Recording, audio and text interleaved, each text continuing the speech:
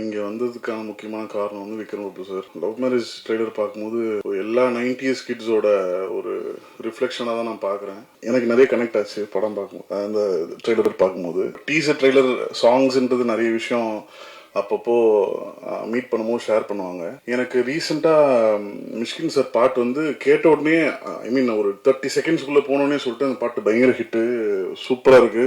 அப்படியா, என்ன சொல்றீங்க அப்படின்னு. ஆமாம் சார், பயங்கரமாக இருக்கு, சூப்பராக பெரிய ஹிட் ஆகும், நீங்கள் வேணால் பாருங்க அப்படின்னு.